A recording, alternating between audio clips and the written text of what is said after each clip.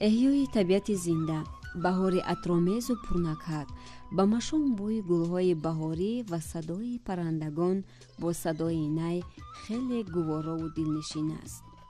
جشن فرخنده نوروز سال نو اجدادان تاجیکان بوده، محض در فصل بهار نکهت‌آمیز تجلیل می گردد. جشن نوروز با زیبایی و طبیعت گوارایش عالم را تسخیر می کند و تمام بیشتر دولت‌های دنیا این جشن را با آیین و عنعنه‌های خاص پذیرایی می نمایند. نوروز به روزگار و حیات مادی و معیشی مردم سخت همبستگی دارد. در تاجیکستان صاحب استقلال ساکنان شهر و ناحیه‌ها جشن نوروز روز نو را با رسم و آیین‌های گوناگون قید می‌کنند.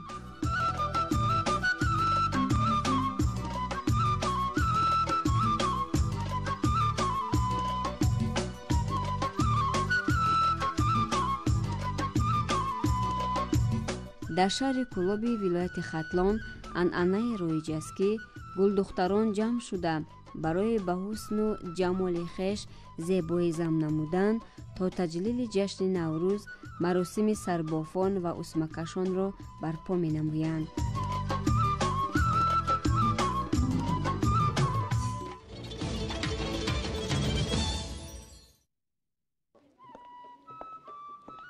دخترها، من اسم آوردم.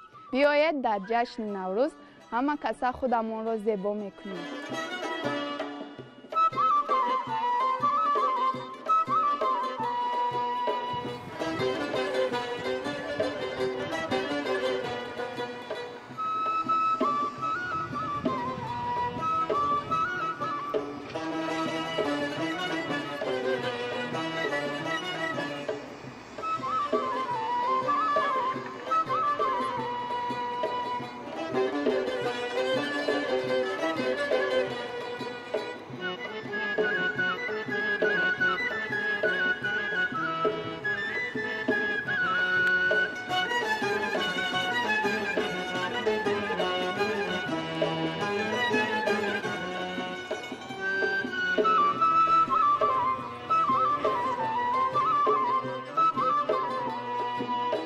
شکرانه کدام نمودی مباخی را شما نقض میبینید؟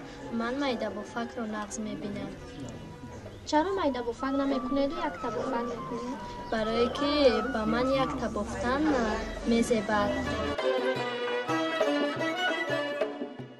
صبحیه خیلی زیبا شده ای. بین به تو میده با فک خیلی میزیبد.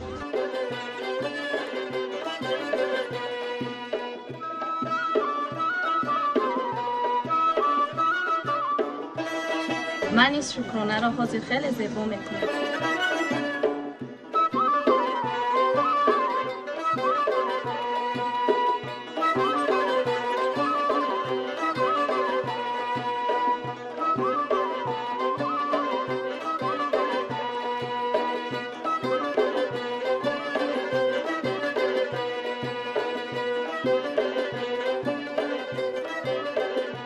نوروز فرخنده پی آغاز سال نو تاجیکان، استقبال سنت دیرینه نیاگان و بیانگر واقعی فرهنگ و معنویات عقیده‌های اجتماعی و فلسفی است.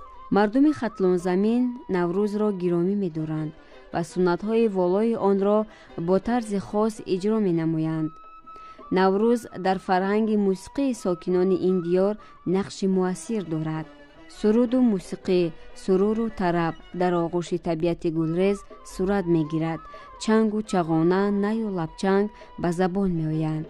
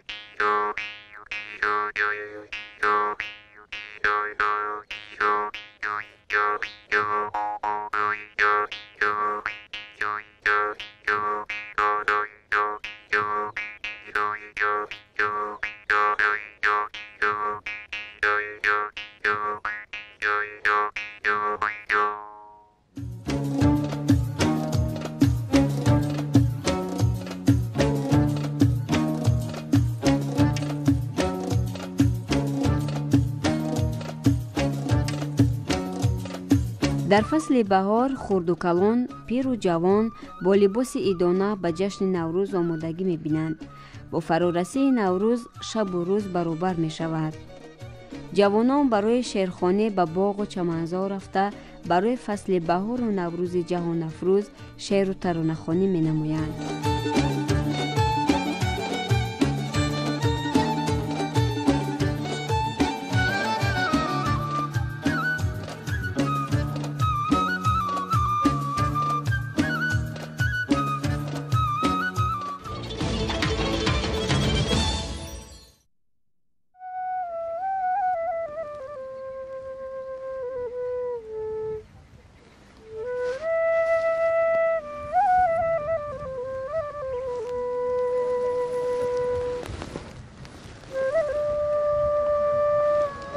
ای عاشق شوری